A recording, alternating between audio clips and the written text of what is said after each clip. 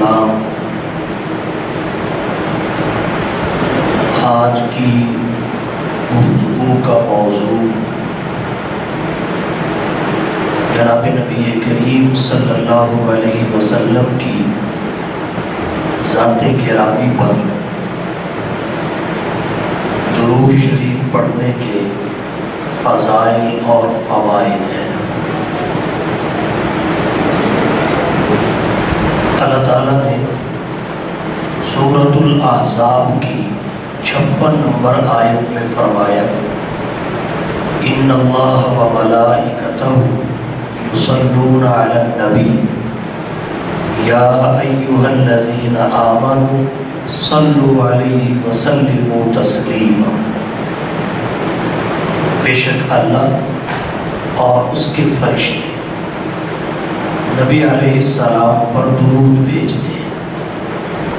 یا ایھا الذین آمنوا، اے اہل ایمان، صلوا علیہ وسلموا تسلیما، تم بھی حضور کی ذات گرامی پر درود و سلام بھیجو۔ مفسرین کرام فرماتے ہیں قرآن کریم کی یہ آیت حضور صلی اللہ علیہ وسلم کی عظمت اور شرافت کے اظہار کے لیے نازل ہوئی، اور یہ حضرت آدم علیہ السلام کی عظمت کے اظہار کے لیے نازل ہونے والی آیت سے کہیں بڑھ کر ہے۔ حضرت آدم علیہ السلام کی عظمت کے اظہار کے لیے اللہ نے فرشتوں کو حکم دیا، اسجدوا لآدم، آدم کو سجدہ کرو۔ ملائکۃ اللہ نے سجدہ کیا۔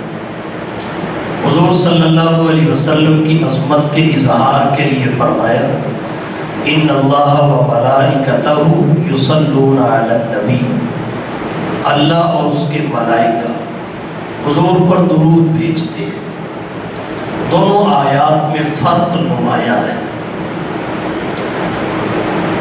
آدم علیہ السلام کی تعظیم کے اظہار کے لیے فرشتوں کو سجدہ کرنے کا حکم تو دیا، مگر سجدے کی نسبت رب کی ذات گرامی کی طرف نہیں۔ حضور صلی اللہ علیہ وسلم کی تعظیم کے لیے جس درود کا اللہ نے ذکر کیا، اس کی سب سے پہلی نسبت اللہ کی طرف ہے، پھر ملائکۃ اللہ کی طرف ہے، اور پھر اہل ایمان کو حکم دیا گیا ہے۔ دوسری بات یہ ہے، حضرت آدم علیہ السلام کے لیے تعظیماً فرشتوں نے جو سجدہ کیا وہ فقط ایک بار حضور صلی اللہ علیہ وسلم پر درود کا عمل دائمی ہے۔ اللہ نے یصلون مضارع کے صیغہ کے ساتھ ذکر کیا جو استمرار اور دوام پر دلالت کرتا ہے۔ سوال یہ ہے،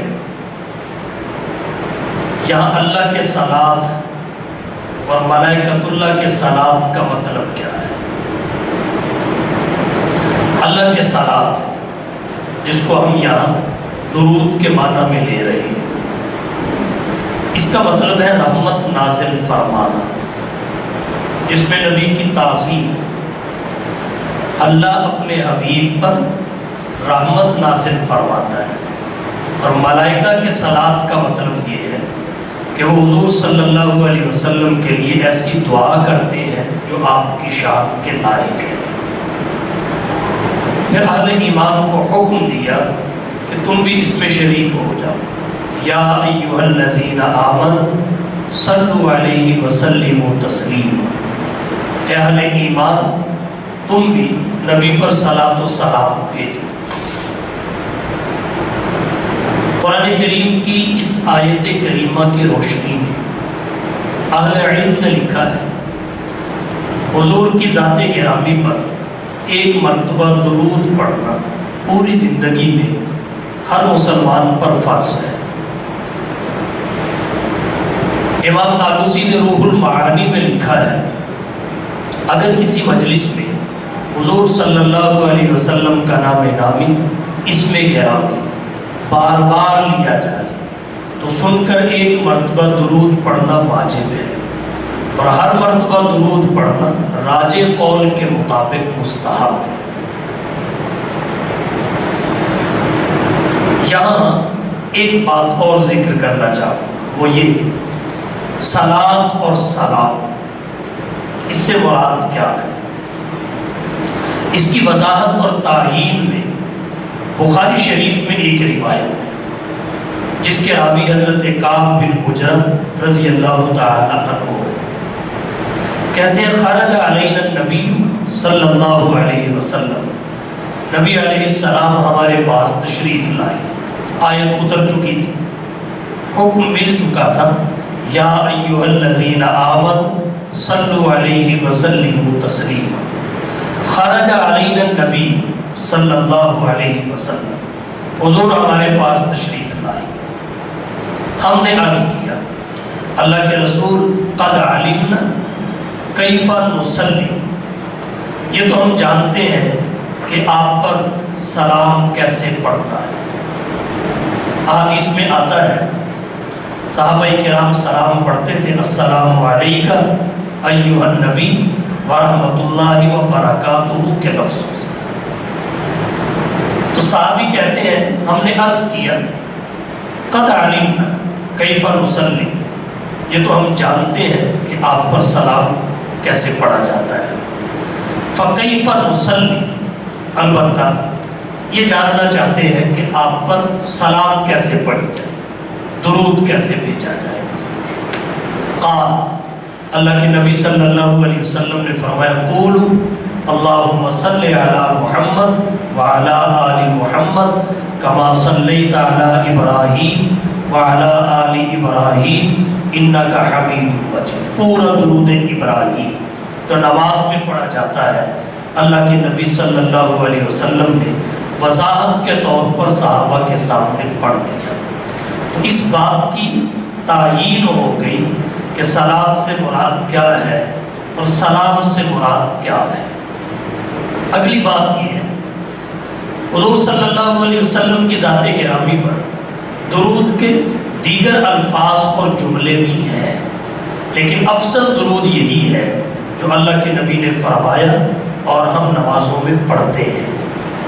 اگر دیگر الفاظ اور جملوں سے حضور کی ذات گرامی پر درود پڑھا جائے تو معنی اور مفہوم، مقصد اور مفہوم پورے ہو جاتے ہیں، البتہ افضل یہ ہے، لیکن اتنی بات ذہن میں رہنی چاہیے کہ الصلاۃ والسلام علیکہ یا رسول اللہ، اس جملے کے ساتھ حضور صلی اللہ علیہ وسلم کی ذات گرامی پر درود آپ کے روضہ اطہر پر پڑھنا بہت درست ہے، البتہ دور سے اس جملے کے ساتھ اہل علم نے اس لیے درست اور بہتر قرار نہیں دیا کہ اس میں یا خطاب کا ہے، یا خطاب کا ہے۔ حضور صلی اللہ علیہ وسلم کے روضے پہ کھڑے ہو کر آپ کو خطاب کر کے آپ پر درود پڑھا جا سکتا ہے، پڑھنا چاہیے، البتہ دور سے جو درود پڑھا جاتا ہے اہل سنت والجماعت کے نزدیک اسے حضور خود نہیں سنتے، وہ فرشتوں کے ذریعے آپ کی ذات گرامی تک پہنچایا جاتا ہے، اس لیے دور سے الصلاۃ والسلام علیکہ یا رسول اللہ کو اہل علم نے اس وجہ سے فرمایا ہے کہ نہ پڑھا جائے کہ یہ خطاب کا لفظ ہے، اور پھر یہ نظریہ رکھ لیا جائے کہ یہاں سے آپ سنتے بھی ہیں تو یہ اور زیادہ نامناسب ہے۔ درود شریف کے فضائل اور فوائد کیا ہے؟ علامہ ابن طیب رحمہ اللہ نے درود شریف کے 39 فوائد ذکر کی، دیگر اہل علم نے بہت سارے فوائد ذکر کیے، میں چند ایک آپ کی توجہ کی نظر کرنا چاہوں۔ درود شریف کا پہلا اور بڑا فائدہ یہ ہے کہ حکم الہی کی تعمیل ہو جاتی ہے۔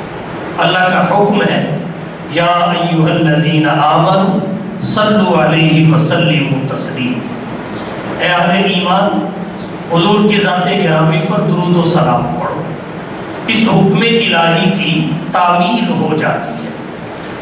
جیسے نماز اللہ کا حکم ہے، روزہ اللہ کا حکم ہے، حج اور زکوٰۃ اللہ کے احکام ہیں، اسی طرح حضور کی ذات گرامی پر درود و سلام بھی اللہ کا حکم ہے۔ نماز 24 گھنٹے میں 5 مرتبہ فرض ہے، درود زندگی میں 1 مرتبہ فرض ہے۔ دوسرا فائدہ کیا ہے؟ دوسرا فائدہ یہ ہے، 1 مرتبہ درود پڑھنے سے درود پڑھنے والے پر 10 رحمتیں نازل ہوتی۔ تیسرا فائدہ یہ ہے، 10 گناہ معاف ہوتے۔ چوتھا فائدہ یہ ہے، 10 نیکیاں عطا ہوتی۔ پانچواں فائدہ یہ ہے، آخرت میں 10 درجات بلند ہوتے ہیں۔ حکم الہی کی تعمیل، 10 رحمتوں کا نزول، 10 نیکیوں کا ملنا، 10 خطاؤں کا معاف ہونا، جنت میں 10 درجوں کا بلند ہونا، یہ 5 بڑے فوائد ہیں۔ جناب نبی کریم صلی اللہ علیہ وسلم کی حدیث ہے، حضرت انس رضی اللہ تعالی عنہ راوی ہے، نسائی شریف میں آتی ہے۔ حضور صلی اللہ علیہ وسلم نے فرمایا، من صلی علیہ صلاۃ واحدۃ، جو مجھ پر 1 مرتبہ درود پڑھتا ہے، صلی اللہ علیہ 10 صلوات، اللہ اس پر 10 رحمتیں نازل فرماتے ہیں۔ وحطت عنہ 10 خطیئات، اور اس کی 10 خطائیں مٹا دی جاتی ہیں، معاف کر دی جاتی ہیں، خطائیں بھی معاف ہوتی ہیں۔ ورفعت لہ 10 درجات، اور اس کے 10 درجے بلند کیے جاتے ہیں۔ یہ درود کے بڑے فوائد اور فضائل ہیں۔ ایک فائدہ درود شریف کا یہ ہے کہ جناب نبی کریم صلی اللہ علیہ وسلم کی قربت نصیب ہوتی ہے۔ مشکوٰۃ شریف اور ترمذی میں حدیث ہے، حضور صلی اللہ علیہ وسلم نے فرمایا، ان اول الناس بی یوم القیامت اکثرهم صلاۃ علیہ، ان اول الناس بی یوم القیامت اکثرهم علیہ صلاۃ، او کما قال، قیامت کے دن میرے سب سے زیادہ قریب وہ شخص ہوگا جو مجھ پر سب سے زیادہ درود پڑھنے والا، نبی کی قربت کا سبب ہے۔ حضور صلی اللہ علیہ وسلم کی شفاعت کا استحقاق بھی انسان کو مل جاتا ہے درود شریف کی کثرت کی وجہ سے۔ اور ایک فائدہ یہ ہے، انسان کی عمر اور رزق میں برکت پیدا ہو جاتی ہے۔ درود شریف کا ایک فائدہ یہ ہے کہ درود شریف کی برکت سے اللہ تعالیٰ درود پڑھنے والوں کا ذکر فرشتوں کی مجالس میں کرتے ہیں، ملائے اعلیٰ میں درود پڑھنے والے کا ذکر ہوتا ہے۔ یہ چھوٹا فائدہ نہیں ہے۔ درود شریف کا ایک بڑا فائدہ یہ ہے کہ انسان کا دل تر و تازہ رہتا ہے، دل کو تازگی اور نور نصیب ہوتا ہے۔ اور ایک فائدہ اہل علم نے درود شریف پڑھنے کا یہ ذکر کیا ہے کہ درود پڑھنے سے مجلس بابرکت ہو جاتی ہے۔ جس مجلس میں درود پڑھا جائے وہ مجلس بابرکت ہو جاتی ہے۔ درود شریف سے پریشانیوں سے نجات ملتی ہے، غم دور ہو جاتے ہیں۔ حضور کی ذات گرامی پر درود پڑھنے سے جناب نبی کریم صلی اللہ علیہ وسلم کا حق ادا ہوتا ہے، آپ کا حق ادا ہوتا ہے۔ حضور صلی اللہ علیہ وسلم سے محبت کا اظہار ہوتا ہے۔ حضور صلی اللہ علیہ وسلم کے حقوق میں ایک حق آپ کی ذات گرامی پر درود پڑھنا ہے۔ آپ کے انسانیت پر جتنے احسانات ہیں، پھر خاص طور پر اہل ایمان پر جو احسانات ہیں، ان کا احاطہ ممکن نہیں ہے، کسی کے بس میں نہیں ہے، دسترس میں نہیں۔ عالم ارواح میں بھی انسانیت پہ حضور کے احسانات تھے، عالم دنیا میں بھی ہیں، عالم برزخ میں بھی ہیں، عالم آخرت میں بھی۔ آپ صلی اللہ علیہ وسلم نے نہ اپنی امت کو فرش پہ بلایا نہ عرش پہ بلایا، آپ کو عرش پہ بھی اپنی امت کی فکر ہے۔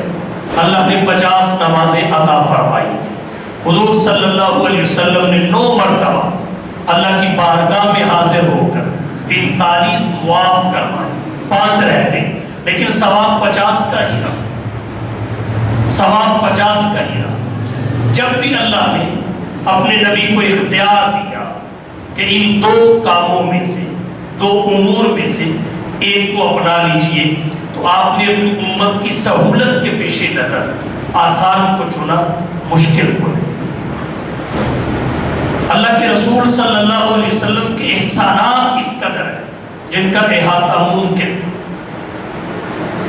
تو ان احسانات کی شکر گزاری کا تقاضا یہ ہے کہ آپ کا حق ادا کرتے ہوئے آپ پر درود پڑھا جائے۔ درود اللہ کے نبی کا حق ہے، جیسے تسبیح و تحمید اور عبادت رب کا حق ہے، لیکن اللہ ہماری تسبیح و تحمید اور ہماری عبادت کے محتاج نہیں ہے، اللہ کو احتیاج نہیں ہے، یہ ہمارے فائدے کے لیے، ہمارے درجات کی بلندی کے لیے۔ بالکل اسی طرح حضور صلی اللہ علیہ وسلم کی ذات گرامی پر ہمارا درود پڑھنا نبی کا حق تو ہے، مگر نبی اس کے محتاج نہیں، یہ اللہ کی جانب سے ہمیں نوازنے کا ایک بہانہ ہے، نبی کی قربت ادا کرنے کا وسیلہ ہے، شفاعت کا سبب ہے۔ حضور اس کے محتاج نہیں ہے۔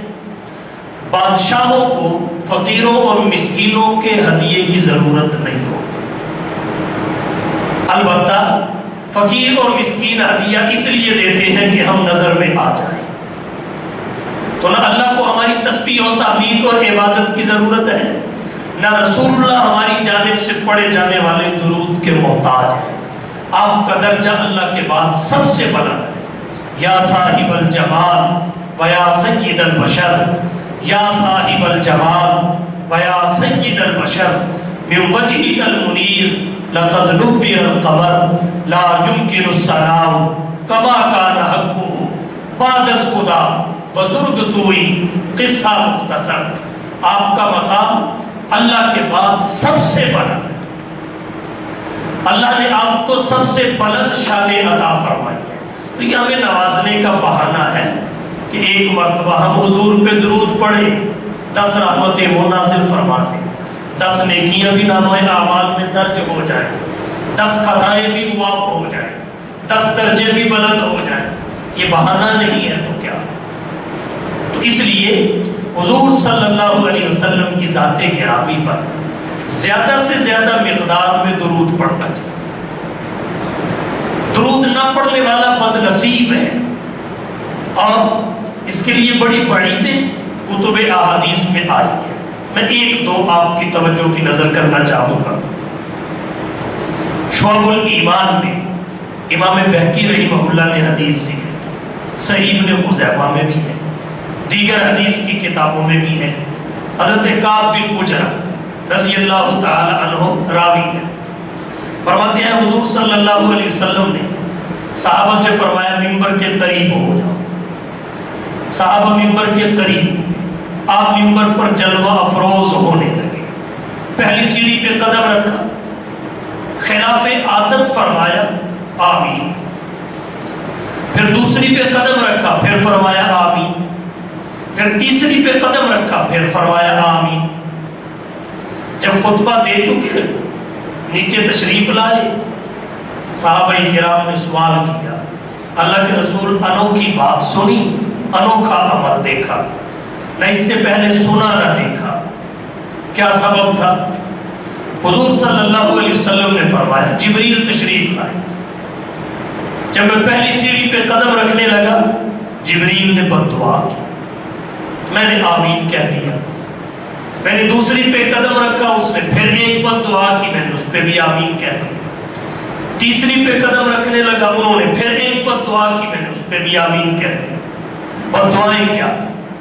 حدیث شریف میں آتا ہے جب حضور صلی اللہ علیہ وسلم پہلی سیڑھی پہ قدم رکھا، جبریل نے بد دعا کی کہ ہلاک اور برباد ہو جائے وہ شخص، خاک آلود ہو اس شخص کی ناک جو رمضان کا مہینہ پائے اور اپنی مغفرت اور بخشش نہ کرا سکے۔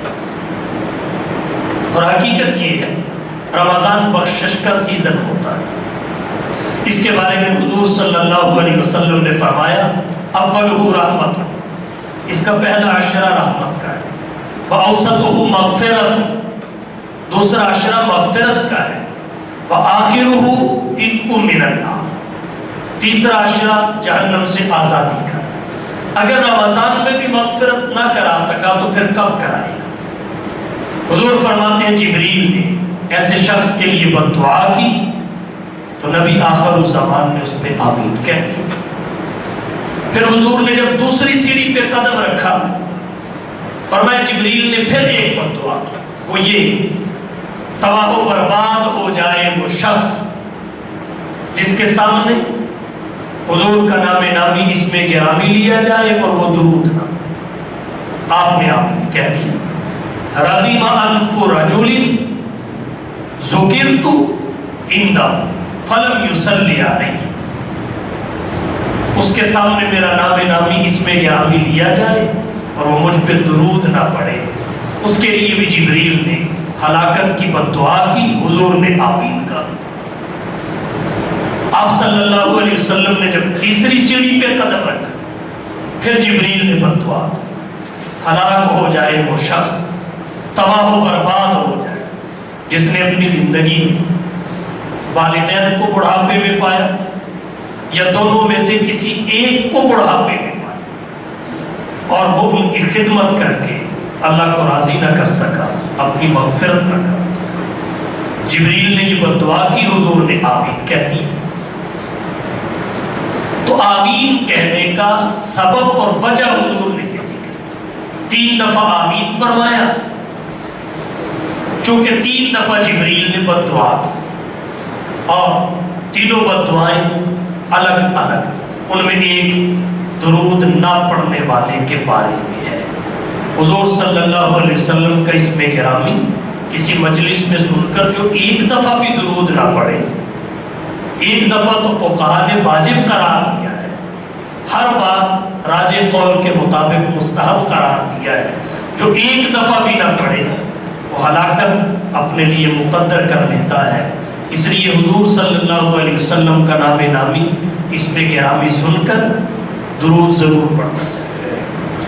اور آخری جو بد دعا ہے اس کو سامنے رکھتے ہوئے ہمیں اپنا احتساب کرنا چاہیے کہ ہمارا رویہ ہمارے والدین کے ساتھ کیا ہے، ہمارا رویہ ہمارے والدین کے ساتھ کیا ہے۔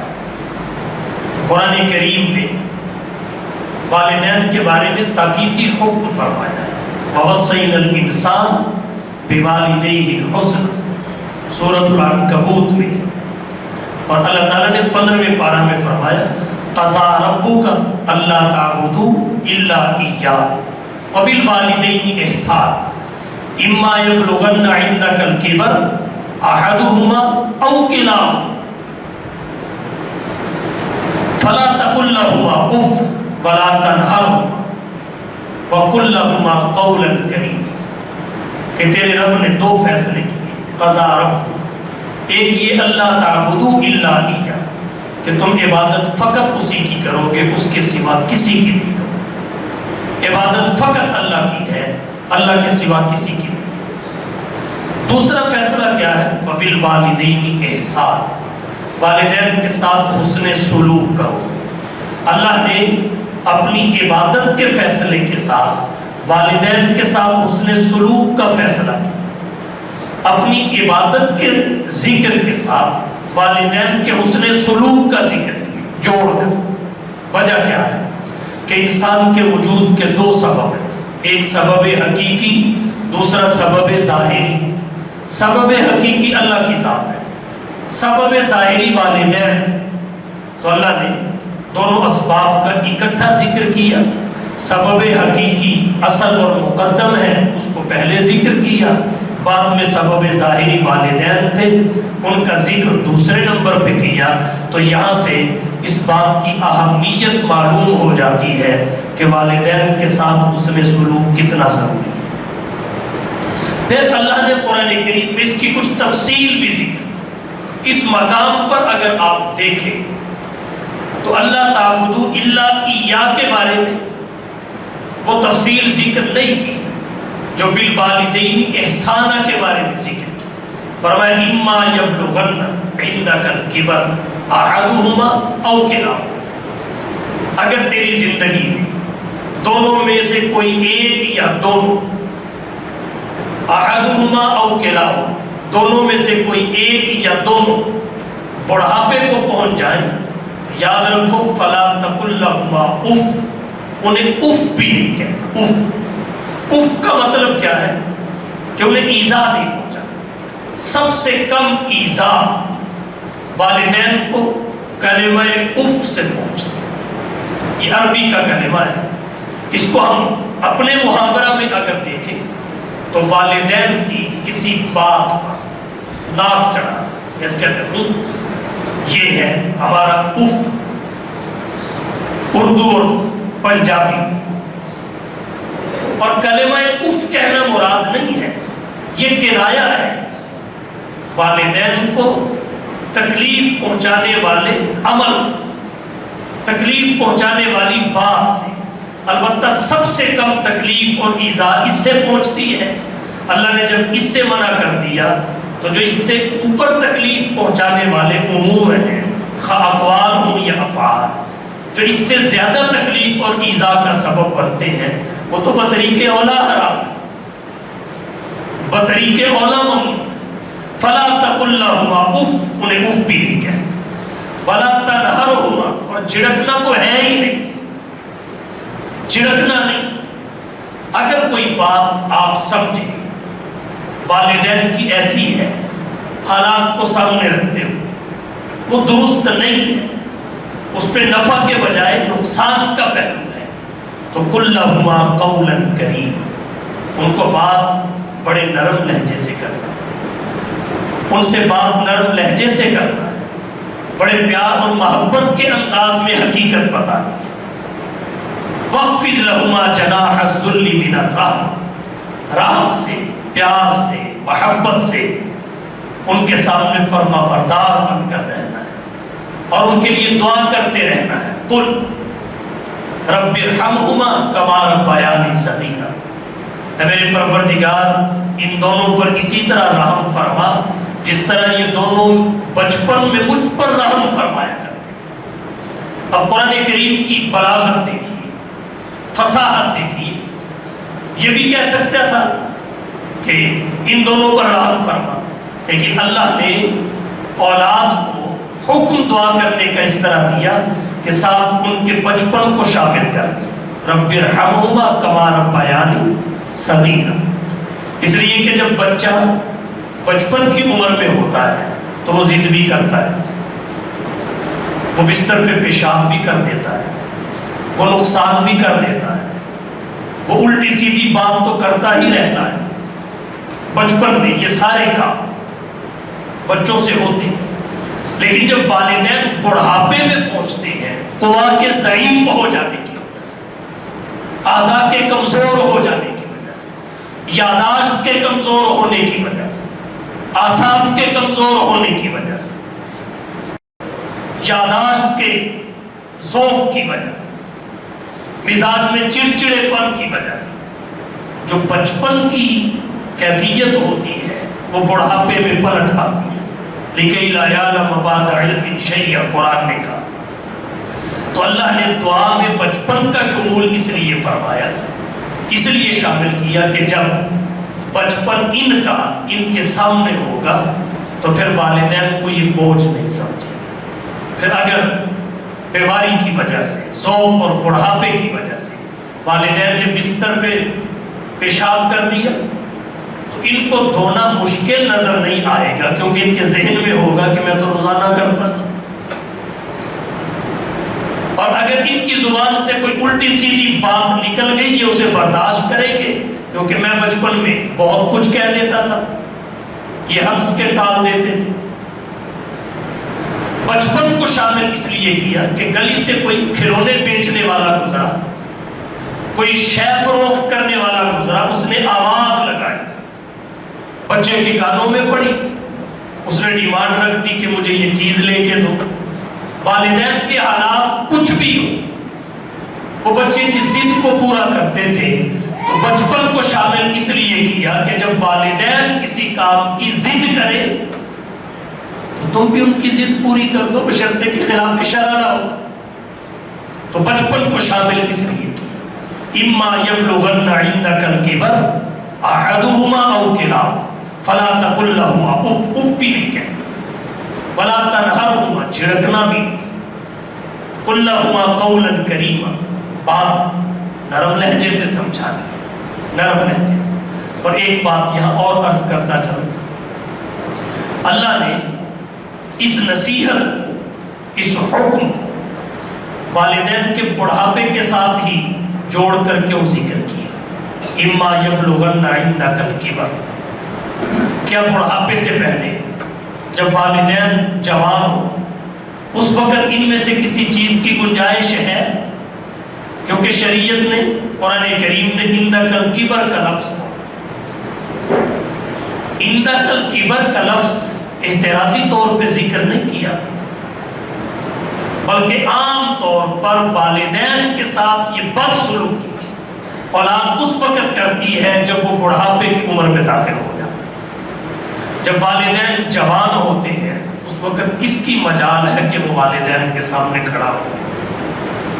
اس وقت تو ہوتا ہی سب کچھ والدین کے حق، اس وقت اولاد والدین کے رحم و کرم پہ ہو۔ تو شریعت نے عمر کے اس حصے کا ذکر کیا جب والدین اولاد کے رحم و کرم پہ چلے جاتے ہیں، مگر یہ مطلب نہیں بڑھاپے سے پہلے والدین کے ساتھ ان امور ممنوعہ میں سے کسی کی بھی گنجائش نکلتی ہے، ایسا ہرگز نہیں۔ تو والدین کی خدمت کرنی چاہیے، شریعت مطہرہ کے خلاف جب تک وہ کوئی حکم نہ دے اس وقت تک ان کی اطاعت کرنی چاہیے۔ سورۃ العنکبوت میں اللہ نے فرمایا وَإِن جَاهَدَاكَ عَلَىٰ أَن تُشْرِكَ مَا لَيْسَ لَكَ بِهِ عِلْمٌ فَلَا تُطِعْهُمْ، جب وہ تجھے کفر اور شرک پر مجبور کرے فَلَا تُطِعْهُمْ، پھر ان کی کوئی بات نہیں۔ والدین کی حیثیت سے خدمت کا تسلسل پھر بھی برقرار ہے، اور حضور صلی اللہ علیہ وسلم نے فرمایا لا طاعۃ لمخلوق فی معصیۃ الخالق۔ تو تین بد دعائیں جبریل نے، حضور نے تینوں پہ آمین کہا۔ جبریل بد دعا کرے اور سید المرسلین آمین کہے، بتائیے اس کی قبولیت میں کوئی شک ہو سکتا ہے؟ تو پھر ہمیں اپنا جائزہ لینا چاہیے کہ ہمارا رمضان کس حد تک درست گزرتا ہے، گزرتا کیسے ہے، گزرنا کیسے چاہیے۔ حضور صلی اللہ علیہ وسلم پر ہم نام سن کر درود شریف پڑھتے ہیں کہ یا عام اوقات میں ہمارا معمول ہے یا والدین کے ہم کس حد تک فرما بردار ہیں، بیوی کے کتنے فرما بردار ہیں، والدین کے کتنے فرما بردار ہیں۔ ہماری شریعت ایک کے حق کی وجہ سے دوسرے کے حق کو تلف نہیں کرتی، بیوی کے اپنے حقوق ہیں، والدین کے اپنے حقوق ہیں، اور ان میں کوئی ٹکراؤ نہیں ہے، ان میں کوئی ٹکراؤ نہیں۔ اگر کہیں حالات خراب ہوتے ہیں، بیوی کی وجہ سے والدین کی حق تلفی یا والدین کی وجہ سے بیوی کی حق تلفی، تو یہ شریعت سے جہالت کی وجہ سے، تربیت کی کمی کی وجہ سے ہوتا ہے۔ مگر نہ شریعت سے واقفیت ہو تو ایک گھر میں والدین اور بیوی بڑے محبت اور پیار کے ماحول میں رہ سکتے۔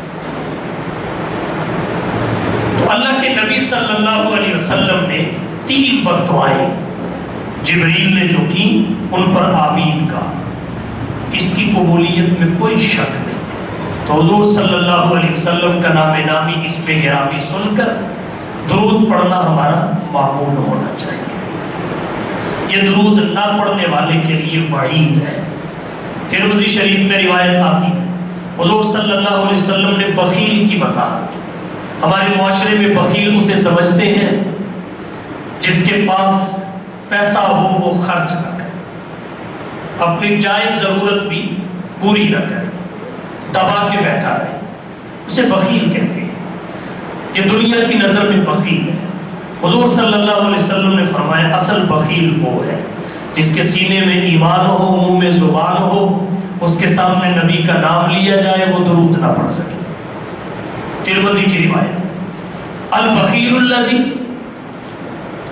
بخیل وہ شخص ہے ذکرت عندہ، جس کے پاس میرا ذکر کیا جائے، فلم یصلی علیہ، فلم یصلی علیہ، وہ مجھ پر درود نہ پڑھے۔ حضور صلی اللہ علیہ وسلم نے اسے بخیل کہا، اور بخیل کے بارے میں ایک حدیث میں آتا ہے وہ لوگوں سے بھی دور ہوتا ہے، اللہ سے بھی دور ہوتا ہے، جنت سے بھی دور ہوتا ہے۔ بعید من اللہ، بعید من الجنہ، بعید من الناس۔ درود پڑھنے والا سخی ہے، سخی اللہ کے بھی قریب ہوتا ہے، جنت کے بھی قریب ہوتا ہے، لوگوں کے بھی قریب۔ تو درود پڑھنا سخاوت ہے، درود نہ پڑھنا بخل ہے۔ اور بہت ساری وعیدیں ہیں حدیث کی کتابوں میں، اس وقت ان کے ذکر کا وقت نہیں۔ ایک بات اور شامل کرنا چاہوں گا، وہ یہ آج جمعہ کا دن ہے۔ جمعہ کے دن حضور صلی اللہ علیہ وسلم کی ذات گرامی پر درود پڑھنے کی بہت ساری فضیلتیں آئی ہیں، بہت ساری۔ شعب الایمان میں امام بہقی نے حضرت انس سے ایک طویل حدیث ذکر کی، اس کا خلاصہ آپ کی توجہ کی نظر کرنا چاہوں گا۔ حضور صلی اللہ علیہ وسلم نے فرمایا، جو شخص مجھ پر کثرت سے درود پڑھے گا قیامت کے دن میرے زیادہ قریب، اور جو شخص جمعہ کے دن 100 مرتبہ مجھ پر درود پڑھے اللہ تعالیٰ اس کی 100 حاجتوں کو پورا فرمائے گا۔ جو 100 مرتبہ درود پڑھے گا اللہ تعالیٰ اس کی 100 حاجتوں کو پورا فرمائے گا۔ فرمایا 30 حاجتیں دنیا میں پوری ہوں گی، 70 حاجتیں آخرت میں پوری ہوں گی، 100 حاجتیں۔ یہاں ایک بات اور سمجھ لیجیے، بعض دفعہ ایسے ہوتا ہے کوئی شخص اپنی کسی پریشانی، کسی حاجت کے موقع پر حضور صلی اللہ علیہ وسلم پر درود بطور وظیفہ پڑھتا ہے، لیکن اس کی حاجت پوری نہیں ہوتی، پریشانی دور نہیں۔ تو اس کی وجہ سے نبی کی بات میں، نبی کے فرمان میں شک پیدا نہیں ہونا چاہیے۔ حضور نے فرمایا 30 حاجتیں دنیا میں پوری ہوں گی، 30۔ اب کیا پتا ہم جس حاجت کے لیے پڑھ رہے ہیں اس سے بھی بڑی کوئی حاجت ہو، وہ ہماری نظر میں نہ ہو، اللہ نے اسے پورا کر دیا ہو درود کی برکت سے۔ ایک مصیبت بندے کی نظر میں ہے، دوسری بندے کی نظر سے اوجل ہے، جو نظر سے اوجل ہے وہ زیادہ بڑی ہو، زیادہ نقصان پہنچانے والی ہو، بندہ اس کے لیے پڑھ رہا ہو، اللہ نے بڑی سے جان چھڑا دی۔ اور ہماری مصیبتیں تو 30 ہی نہیں، نہ جانے کتنی 30 ہیں، ہماری گنتی میں کوئی اور ہو، درود کی برکت سے کوئی اور دور کر دی گئی ہو۔ تو اس لیے فرمان رسول میں شک پیدا نہیں ہونا چاہیے۔ تو جو 100 مرتبہ درود پڑھتا ہے جمعہ کے دن، اس کی 100 حاجتیں پوری ہوں، 30 دنیا میں، 70 آخرت۔ دنیا کی مدت تھوڑی ہے، آخرت کی اس قدر طویل ہے، اس کی ابتدا تو ہے، انتہا نہیں ہے، اس لیے 70 آخرت۔ اللہ تعالیٰ مومنین کو ان کے نیک اعمال کا بدلہ دنیا میں بھی دیتے ہیں، آخرت میں بھی دیتے ہیں۔ دنیا میں سارا نہیں ملتا، سارا آخرت میں بھی دے گا۔ اس لیے دنیا میں 30 حاجتیں پوری ہوں گی، آخرت میں 70 حاجتیں پوری ہوں گی۔ پھر حضور صلی اللہ علیہ وسلم نے فرمایا، جو شخص مجھ پر درود پڑھتا ہے فرشتے اس کے درود کو میرے تک ایسے پہنچاتے ہیں جیسے ہدیہ پہنچایا جاتا ہے۔ درود پڑھنے والے کا نام ذکر کرتے ہیں، اس کے والد کا نام ذکر کرتے ہیں، اس کے دادا کا نام ذکر کرتے ہیں۔ اللہ کے رسول یہ فلاں بن فلاں بن فلاں نے آپ کے لیے ہدیہ بھیجا ہے، اور حضور صلی اللہ علیہ وسلم کے لیے بہترین ہدیہ درود شریف کا ہے، بہترین ہدیہ درود شریف کا ہے۔ حضرت علی رضی اللہ تعالی عنہ سے ایک روایت ہے، یہ بھی امام بہقی نے ذکر کی۔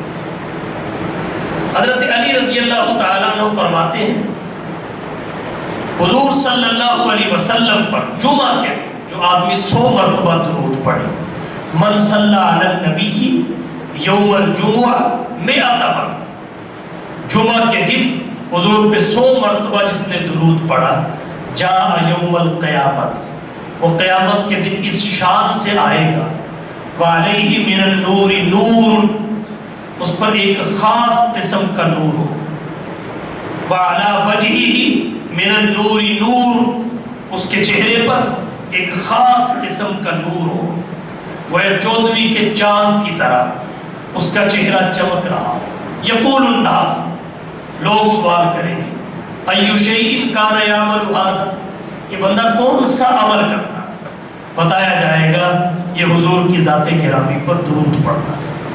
تو 100 مرتبہ جمعہ کے دن حضور صلی اللہ علیہ وسلم کی ذات گرامی پر درود پڑھنے کی بڑی فضیلت ہے۔ ہمارے اکابر، ہمارے بزرگ، ہمارے مشائخ تلقین کرتے ہیں کہ صبح و شام ایک تسبیح استغفار کی، ایک درود شریف کی اور ایک تیسرے کلمہ کی پڑھنی چاہیے، اور اگر یہ نہ پڑھی جا سکے تو پھر 24 گھنٹے میں ایک ضرور پڑھنی چاہیے، اور اگر یہ بھی ممکن نہیں تو جمعہ کے دن درود شریف کی تسبیح کو کبھی رہنے نہ دیں، اسے پڑھیے، اس کے بڑے فوائد اور فضائل۔ جناب نبی کریم صلی اللہ علیہ وسلم پر جب درود پڑھا جاتا ہے تو اس کی 2 صورتیں، دور سے پڑھا جائے گا یا آپ کے روزے پہ کھڑا ہو کے پڑھا جائے گا۔ اس حوالے سے اہل سنت والجماعت کا جو عقیدہ ہے وہ بھی آپ کی توجہ کی نظر کرتا چاہتا۔ امام بہقی رحمہ اللہ نے شعب الایمان میں حضرت ابو ہریرہ رضی اللہ تعالی عنہ سے حدیث ذکر کی۔ حضور صلی اللہ علیہ وسلم نے فرمایا، من صلی علی عند قبری سمیتو ومن صلی علی نائیا ابلغتو، جو شخص میری قبر کے پاس آ کر درود پڑھے، سمیتو، اس کو تو میں خود سنوں۔ حضور صلی اللہ علیہ وسلم نے اپنی حیات طیبہ میں جیسے اپنی حیات میں اپنے حقوق ذکر کیے، وفات کے بعد کے بھی حقوق آپ اپنی امت کو بتا کے گئے۔ حضور صلی اللہ علیہ وسلم نے ایک حق یہ بتایا کہ میری وفات کے بعد میری قبر کو سجدہ گاہ نہ بنانا۔ اسی طرح حضور نے یہ بھی فرمایا، من صلی علیہ عند قبری سمیت، جو میری قبر کے پاس آ کر درود پڑھے گا اس کو تو میں خود سنوں گا۔ ومن صلی علیہ نائیا ابلغتو، اور جو دور سے پڑھے گا وہ فرشتوں کے ذریعے مجھ تک پہنچایا جائے، فرشتوں کی ذمہ داریاں ہیں۔ امام طبرانی رحمہ اللہ نے معجم کبیر میں حضرت عبداللہ بن مسعود رضی اللہ تعالی عنہ سے حدیث ذکر کی۔ حضور صلی اللہ علیہ وسلم نے فرمایا، ان للہ ملائکۃ سیاحین فی الارض، اللہ تعالیٰ کے فرشتے زمین میں گھومتے پھرتے رہتے ہیں، ذکر کے حلقوں کی تلاش میں رہتے ہیں، جہاں کہیں کوئی ذکر کا حلقہ ملے وہ اسے گھیر لیتے ہیں۔ اس ذکر کے حلقہ میں جو حضور صلی اللہ علیہ وسلم کی ذات گرامی پر درود پڑھا جائے، حضور نے فرمایا یبلغونی عن امت السلام، وہ میری امت کی جانب سے جو درود و سلام پڑھا جاتا ہے وہ مجھ تک پہنچاتے ہیں۔ یہ فرشتوں کی ڈیوٹی ہے، ذمہ داری ہے۔ تو درود شریف اگر دور سے پڑھا جائے فرشتے لے کے پہنچتے ہیں، اور اگر حضور کے روزے اطہر پہ، آپ کے مزار مبارک پہ، روزے رسول پہ پڑھا جائے تو اسے حضور صلی اللہ علیہ وسلم خود سنتے ہیں۔ یہ ہمارا اہل سنت والجماعت کا عقیدہ ہے۔ تو بہرحال حضور صلی اللہ علیہ وسلم پر درود پڑھنے کی بڑی فضیلتیں ہیں، بڑی برکات ہیں، بڑے فوائد ہیں۔ جہاں تک ہو سکے زیادہ سے زیادہ حضور کی ذات گرامی پر درود شریف پڑھا جائے، اس سے اللہ کا حکم بھی پورا ہوگا، یا ایھا الذین آمنوا صلوا علیہ وسلموا تسلیما، 10 رحمتیں بھی برسے گی، 10 نیکیاں بھی عطا ہوں گی، 10 گناہ بھی معاف ہوں گے، جنت میں 10 درجے بھی بلند ہوں گے، نبی کی قربت بھی نصیب ہوگی، نبی کی شفاعت کا استحقاق بھی پیدا ہوگا، عمر اور رزق میں برکت ہوگی، مجلس بابرکت بن جائے گی۔ اس سے فرشتوں کی مجلس میں اللہ کی جانب سے ہمارا ذکر ہوگا، پریشانیاں اور غم دور ہوں گے۔ درود شریف پڑھنے سے حضور کے ساتھ نسبت اور محبت کا اظہار ہوگا، اور اللہ کے نبی صلی اللہ علیہ وسلم کا حق بھی ادا ہوگا، جو آپ کے احسانات کی وجہ سے امت کے لیے ضروری ہے کہ امت ادا کرے۔ اس لیے درود شریف کو معمول بنانا چاہیے۔ اللہ تعالیٰ ہم سب کو نبی کریم صلی اللہ علیہ وسلم کی سچی محبت اطاعت نصیب فرمائے اور آپ کے حقوق کی ادائیگی کی توفیق بخشے۔ وآخر دعوانا ان الحمدللہ